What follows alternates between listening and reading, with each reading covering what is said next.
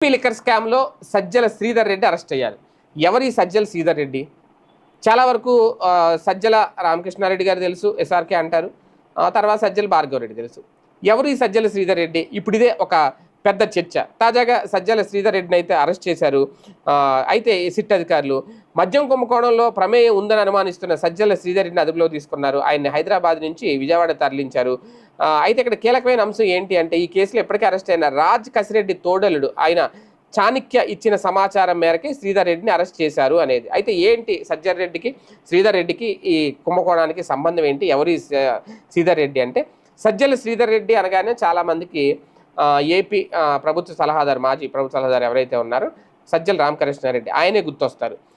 కానీ ఈయన రామకృష్ణ అయితే అలాగని చెప్పి ఈయన రామకృష్ణారెడ్డి కుమారుడు కాదు. కడప జిల్లా పులివెందుల పరిధిలోని తొండూరు మండలం తొమ్మలపల్లికి చెందిన శ్రీధర్ రెడ్డికి రామకృష్ణారెడ్డికి